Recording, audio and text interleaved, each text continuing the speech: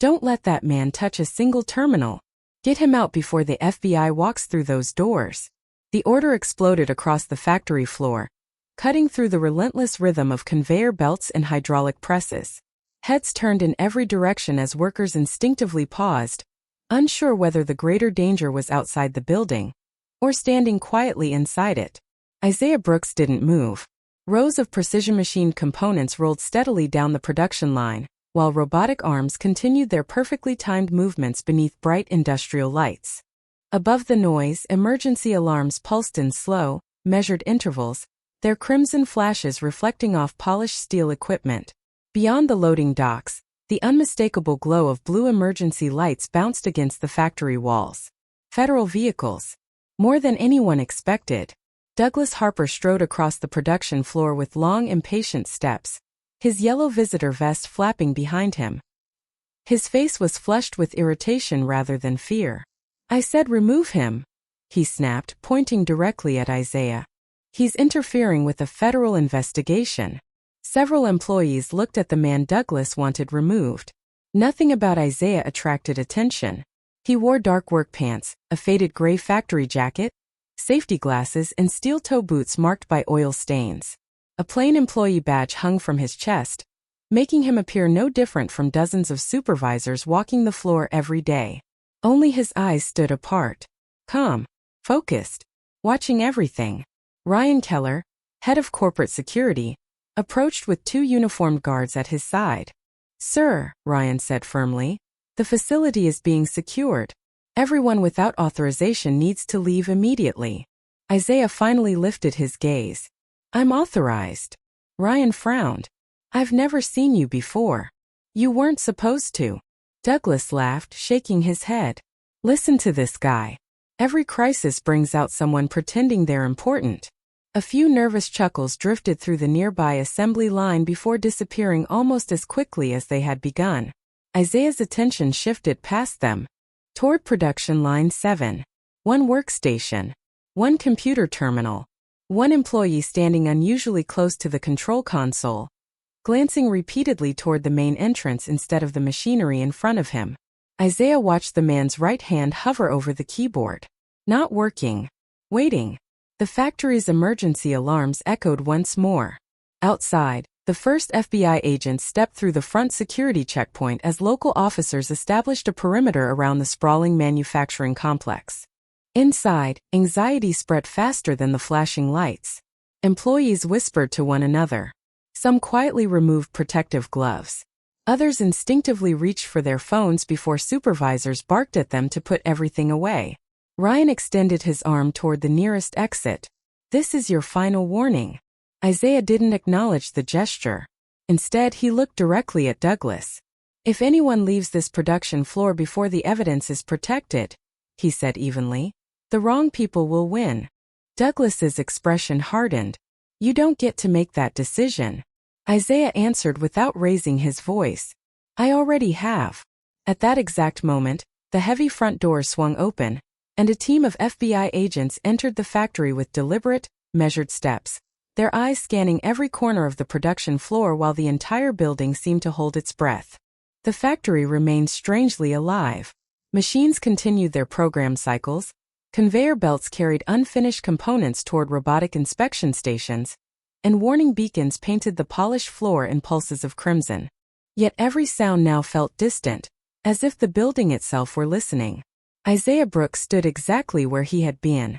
Not because he refused to cooperate, because he refused to abandon the truth. Brooks' advanced manufacturing covered nearly 1 million square feet and supplied precision aerospace components to government contractors across the country. Every bolt, every alloy, every digital measurement passed through layers of documentation before leaving the plant. That was exactly why Isaiah had come alone. For nearly 2 months, anonymous reports had appeared in his encrypted executive inbox. Production records altered after inspections. Quality reports rewritten. Entire batches mysteriously disappearing from digital archives. None of the complaints proved fraud by themselves. Together they formed a pattern. Someone inside the company wasn't hiding mistakes. Someone was rewriting history. Rather than announce an executive audit, Isaiah had arrived before dawn wearing ordinary factory clothing borrowed from the employee supply office.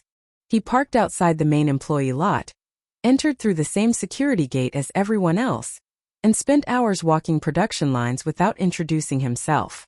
No executive assistants, no legal advisors, no corporate entourage, only a clipboard, safety glasses, and questions. He wanted honesty before anyone realized they were being watched. Across the production floor, Douglas Harper folded his arms, convinced the quiet stranger had finally run out of excuses. "You still haven't answered the question," Douglas called out. "Who approved you being here?" Isaiah looked toward the endless rows of humming machinery. "I didn't need approval."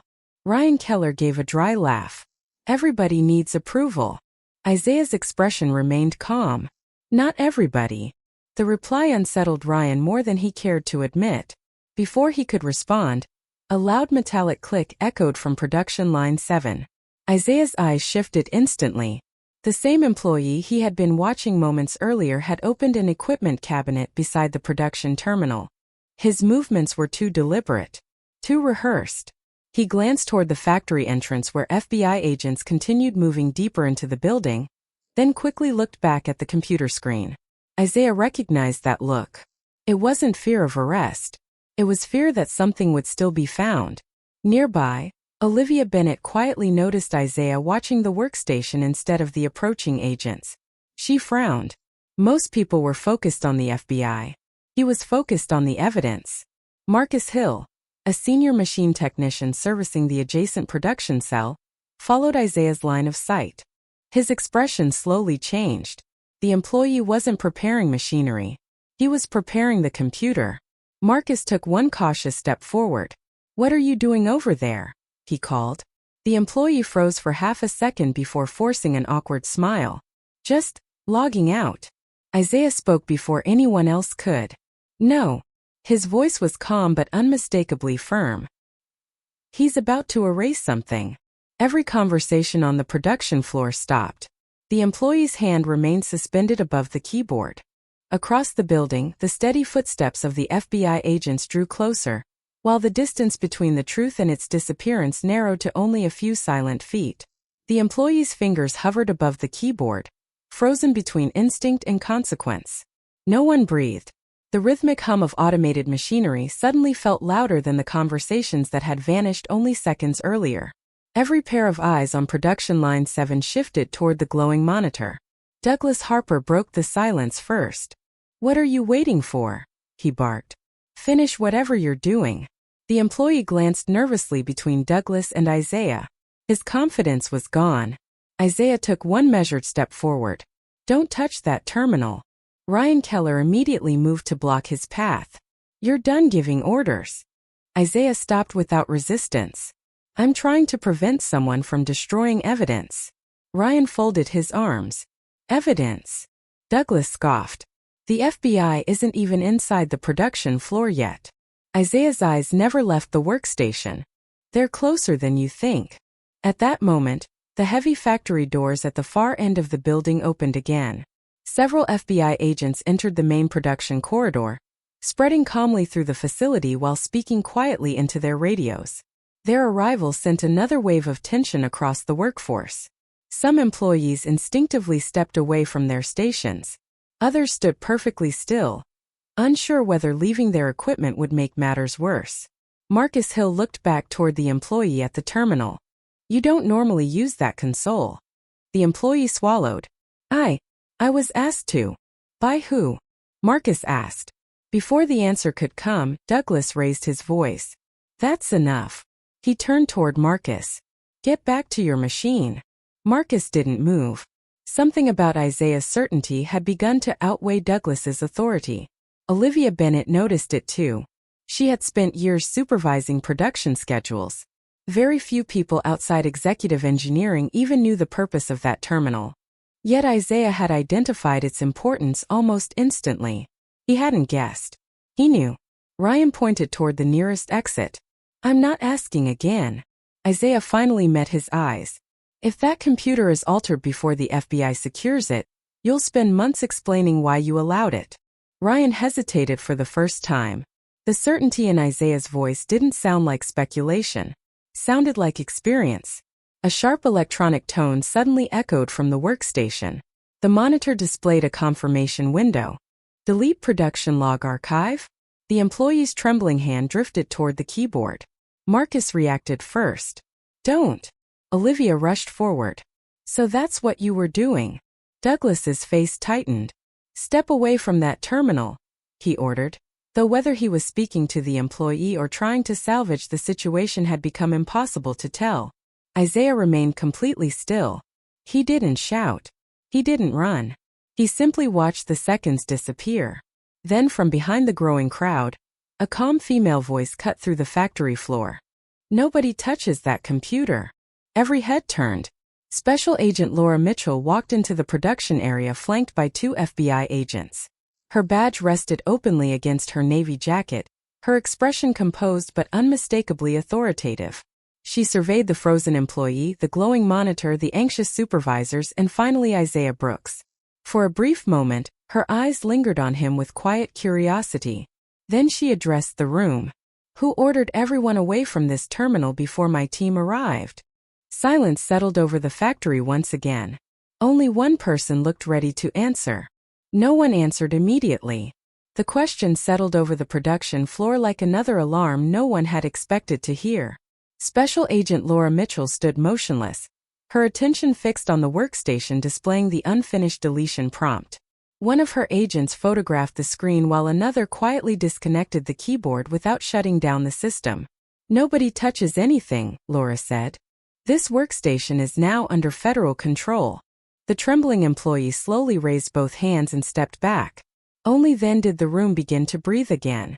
Douglas Harper cleared his throat, forcing confidence into his voice. Agent Mitchell, this individual has been disrupting our operations since before your team arrived. He pointed directly at Isaiah. He refuses to identify himself and has been giving orders to employees. Laura glanced toward Isaiah but said nothing. Instead, she looked at the production terminal. Who noticed the attempted deletion first? Before Douglas could speak again, Olivia Bennett stepped forward. He did. Every eye shifted toward Isaiah. Olivia continued, her voice growing steadier. He watched that station before anyone else realized something was wrong. Marcus Hill nodded.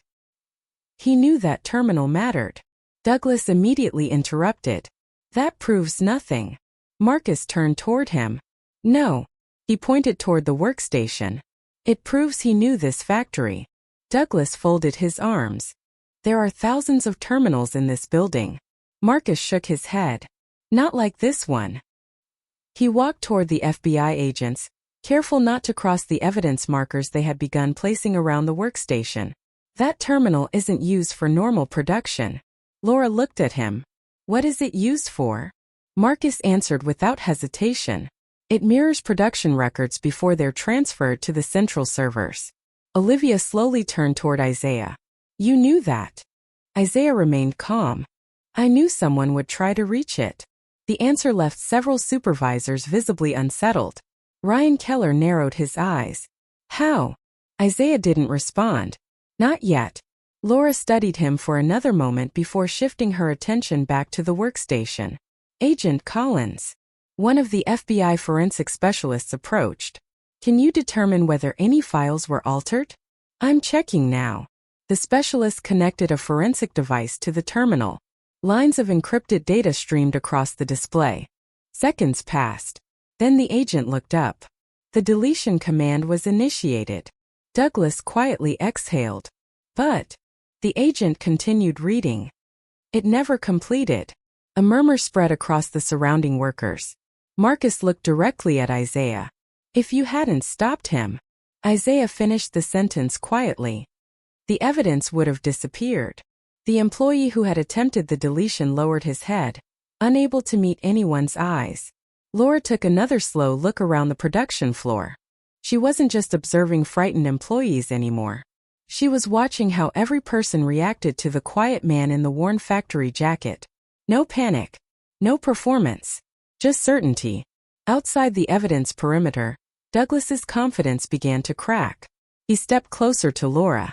Agent Mitchell, with all due respect, We still don't know who this man is. Before Laura could answer, a loud electronic chime echoed throughout the factory. Every production monitor switched simultaneously to a blue corporate security screen. Across the top appeared a single message. Corporate Evidence Preservation Protocol available. Executive authorization required. Workers exchanged confused glances.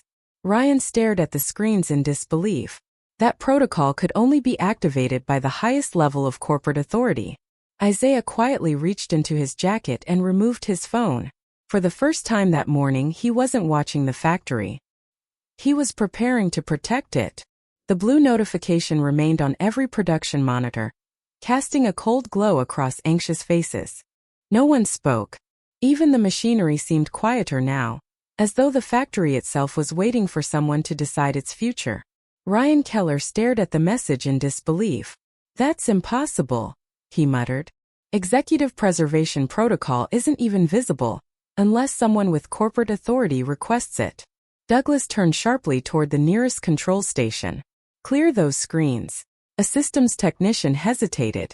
I can't." "What do you mean you can't?" "The command is locked.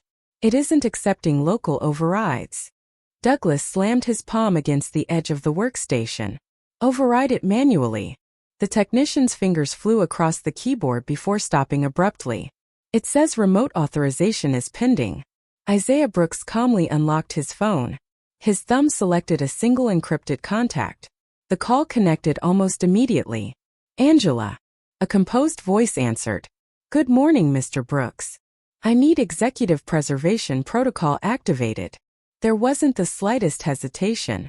Reason for activation? Active federal investigation. Attempted destruction of digital production records. Preserve every manufacturing log, surveillance archive, quality report, server image and access credential. Understood. Angela paused only long enough to verify the request. Final confirmation? Isaiah looked across the factory floor. The frightened employee still stood beside the evidence station. Douglas continued demanding answers. Ryan was searching for a way around the system. FBI agents quietly documented every reaction. Isaiah answered with absolute certainty. "Nothing leaves this building except the truth." Confirmation received. The line disconnected. For 3 long seconds nothing happened. Then every monitor changed again. A new message appeared. Executive authorization verified. Corporate Evidence Preservation Protocol active. The effect was immediate. Automated storage systems halted all scheduled data synchronization. Production servers entered forensic preservation mode. Electronic access logs became read-only. Security cameras began creating redundant encrypted backups. Even the network status indicators shifted from green to amber, signaling that no records could be altered without executive authorization. The factory had not shut down. Its memory had. Ryan rushed toward another control console. "Disconnect the network." One FBI agent stepped directly into his path. "I wouldn't advise touching that." Ryan stopped. Special Agent Laura Mitchell watched the system notifications scroll across multiple screens before turning toward Isaiah. "You activated this." It wasn't a question. Isaiah lowered his phone. "Yes." Laura nodded almost imperceptibly. "Good." Douglas stared between them, struggling to understand what had just happened. You can't freeze an entire corporation during an investigation." Isaiah finally looked directly at him. "I didn't freeze the company." He glanced toward the preserved production records now secured across the network. "I protected it." A sudden silence settled over the factory. Then Marcus noticed something on the largest operations display. Every administrative account connected to the production database had automatically been logged out. Every account, except one. The screen displayed a single active executive credential. Authorized executive session. Brooks. Marcus read the name twice. Olivia followed his gaze. Her eyes widened. She slowly turned toward the quiet man standing in the worn gray factory jacket. For the first time that morning, the pieces began falling into place. And across the production floor, Douglas Harper realized the stranger he had spent hours trying to remove possessed a level of authority he had never imagined. Olivia could no longer look away from the operations display. Authorized executive session. I. Brooks. The name lingered on the screen, illuminated against the amber glow of the preserved network. She whispered almost involuntarily. Isaiah Brooks. Marcus slowly turned toward the man in the faded factory jacket. His heartbeat quickened. He had seen that name before. Not on the production floor, but on annual reports posted in the employee break room. Not a supervisor. Not an auditor. The founder. Theo. Across the factory, Douglas Harper noticed the silence spreading through the room. What is everyone staring at? He demanded. Marcus pointed toward the display. Douglas followed his hand. The color drained from his face. No. Ryan Keller stepped closer, reading the authorization line for himself. He looked at Isaiah, then back at the screen, then at Isaiah again. His confident posture dissolved. Special Agent Laura Mitchell broke the silence. Mr. Brooks. For the first time since entering the factory, she addressed him formally. Would you explain why you initiated the preservation order before my agents secured the building? Isaiah stepped forward, neither hurried nor theatrical. The attempted deletion began before your team reached the production floor. He looked briefly toward the isolated workstation.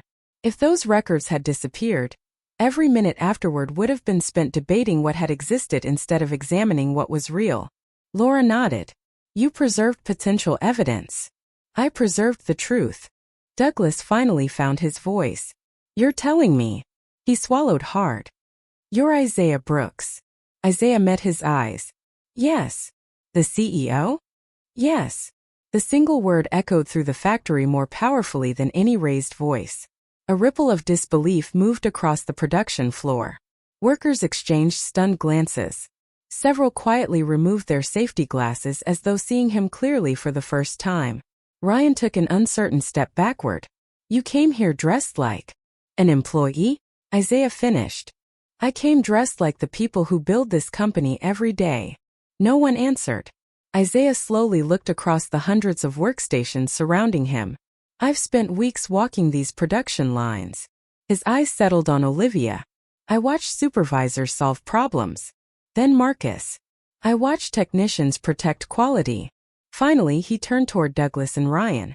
And I watched people mistake titles for integrity. Neither man could respond.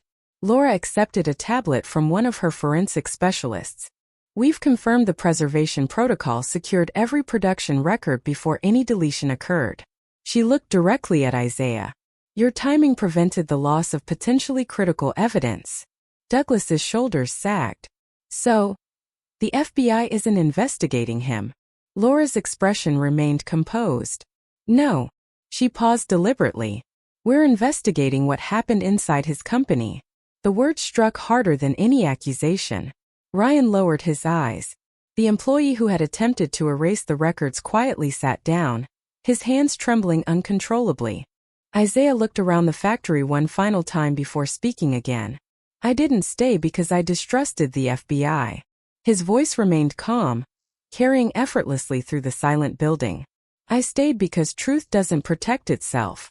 Outside, the last patrol vehicle completed the security perimeter. Inside, every production line had fallen silent, not because the factory had stopped working, but because every person in it finally understood who had refused to leave and why. The silence lingered long after Isaiah's final words. No machine restarted. No supervisor issued another command. Even the automated conveyors, paused by the preservation protocol, seemed to emphasize the weight of what had just been revealed. Special Agent Laura Mitchell stepped toward the center of the production floor, her attention fixed on Isaiah. Mr. Brooks, she said. For the record, who authorized the executive preservation protocol? Isaiah answered without hesitation. I did. She nodded once. And under what authority? He reached into the inside pocket of his faded factory jacket and removed a slim black leather credential holder. Without flourish, he handed it to her. Laura opened it carefully. Inside was an executive identification card bearing the corporate seal of Brooks Advanced Manufacturing, accompanied by documentation confirming Isaiah Brooks as founder, chief executive officer, and chairman of the board. She examined it for only a few seconds before closing the holder. It checks out. The words echoed through the factory more forcefully than anyone expected. Douglas Harper's shoulders slumped. Ryan Keller stared at the floor. Neither man could deny reality any longer. Laura returned the credential to Isaiah. Your preservation order complied with corporate governance requirements and did not interfere with the federal investigation. She turned toward the assembled employees. In fact, it protected evidence my team had not yet reached. A murmur swept across the production floor. Workers exchanged astonished looks. Several quietly nodded toward Isaiah. Others simply stood in silence, embarrassed by how quickly they had accepted Douglas's version of events. Douglas finally stepped forward. Mr. Brooks. His voice no longer carried authority, only uncertainty. If I'd known who you were, Isaiah gently interrupted him. Would you have listened sooner? Douglas couldn't answer, because they both knew the truth. Ryan removed the security radio clip to his belt and looked at it for a long moment before lowering his hand. I was trying to secure the building, he said quietly. Isaiah met his eyes. Securing a building is important. He paused. Protecting the truth inside it is more important. The words settled heavily across the room. Laura accepted another report from one of her forensic agents. The attempted deletion originated from an authorized management account. She looked toward the isolated workstation. The digital trail has been preserved in full. Douglas instinctively looked toward the employee who had tried to erase the records. The employee lowered his head, unable to hide the fear on his face. Isaiah noticed the reaction immediately. Don't. Douglas looked back. This investigation isn't about finding the weakest person in the room to blame. He slowly swept his gaze across the supervisors, engineers, technicians, and operators gathered around the production line. It's about discovering why someone believed destroying evidence was acceptable in the first place. No one spoke. The question belonged to everyone. Laura closed her notebook. My agents have everything we need to continue. She looked directly at Isaiah. Mr. Brooks, thank you for preserving the evidence before we arrived. Isaiah gave a small nod. I wasn't protecting the company. He glanced toward the thousands of products surrounding them. I was protecting every honest employee who built it. For the first time that morning, the workers no longer saw a stranger in a worn factory jacket. They saw the leader who had chosen to stand beside them when leaving would have been far easier. And in that moment, the factory felt less like the scene of an investigation, and more like the place where the truth had finally decided to stay. The atmosphere inside the factory had changed completely. Only minutes earlier, voices had competed with machinery. Now the loudest sound was the steady clicking of FBI cameras documenting every workstation, every server cabinet, every production terminal that had become part of the investigation. Special Agent Laura Mitchell lowered her notebook and addressed her team. Begin a complete forensic collection. Preserve every server image, every access log, and every communication record connected to this facility. The agents dispersed with practiced precision. No one hurried. There was no need. The evidence was no longer slipping away. It had been preserved exactly as Isaiah intended. Douglas Harper watched them move through the production floor, finally understanding that there would be no opportunity to rewrite what had happened. He slowly approached Isaiah. I owe you an apology. Isaiah looked at him quietly. You owe these employees something far more important. Douglas lowered his eyes. The truth. Isaiah nodded once. The truth doesn't repair everything. He glanced across the factory. But it's the only place repair can begin. Nearby, Ryan Keller unclipped his security credentials and placed them carefully on a nearby workstation. I failed this company, he admitted. You failed your judgment, Isaiah replied. They aren't always the same. Ryan said nothing more. For the first time in years, he stopped trying to defend himself. Laura's phone vibrated. She listened briefly before ending the call.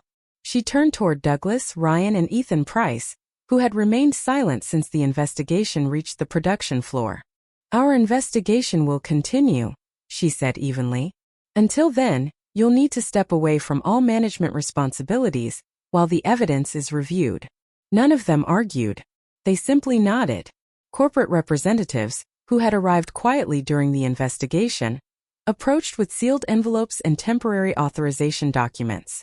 One representative addressed the three managers professionally. Effective immediately, your operational authority is suspended pending the outcome of the internal and federal investigations.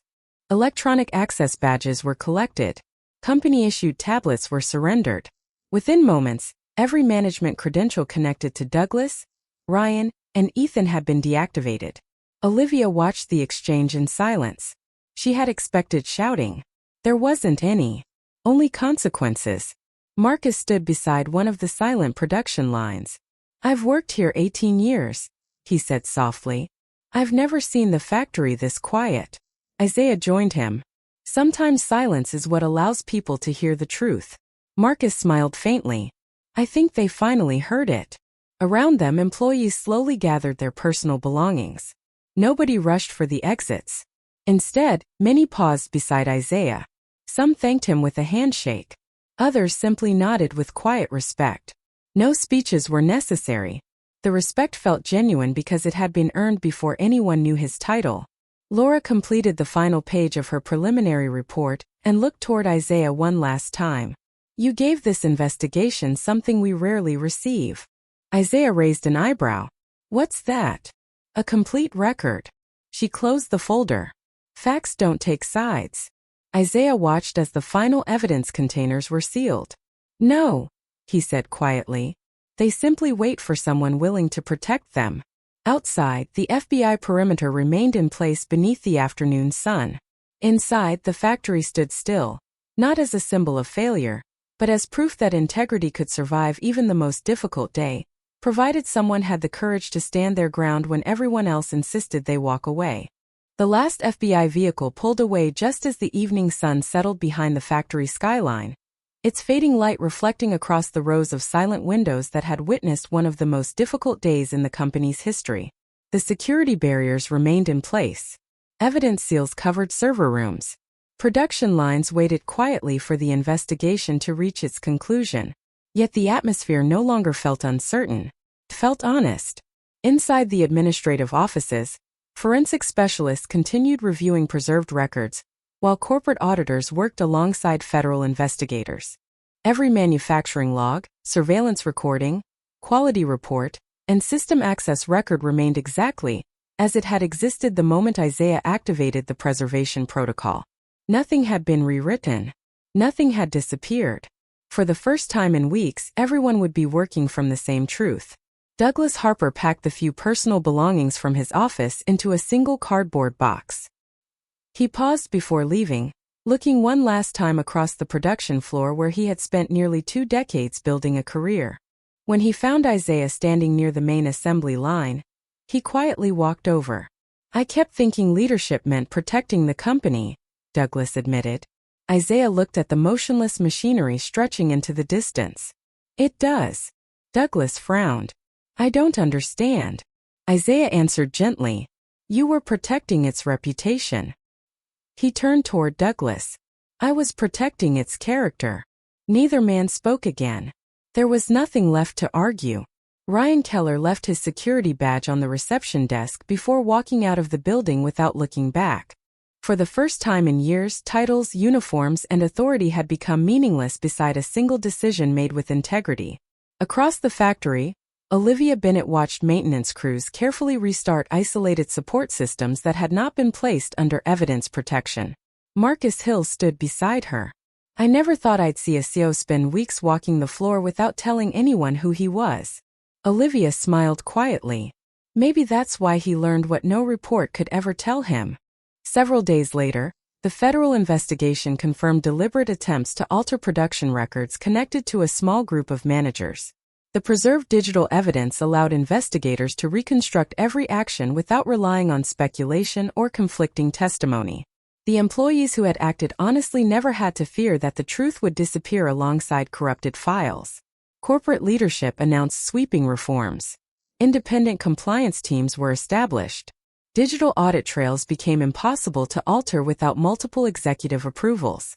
Every employee, regardless of position, received the protected right to report ethical concerns anonymously.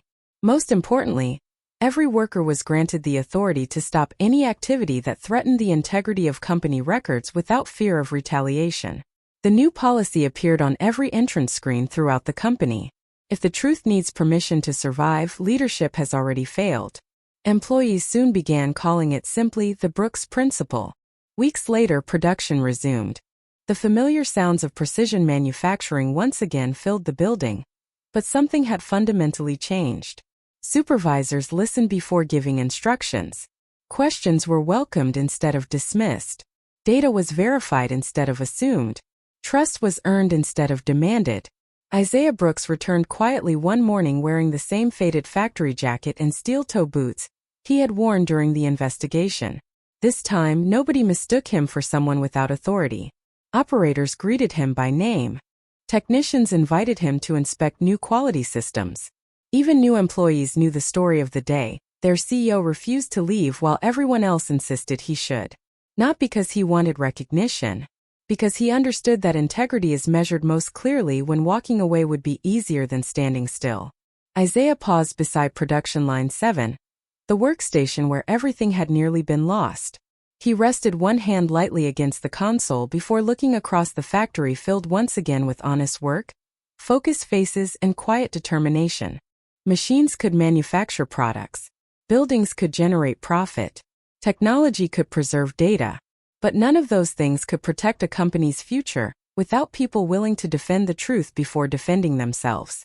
As the morning shift settled into its rhythm and sunlight poured through the high factory windows, Isaiah turned and walked back onto the production floor. Not as a man who had won an argument, but as a leader who understood that the strongest company is never the one that hides its mistakes. It is the one courageous enough to let the truth remain, no matter who is standing in front of it.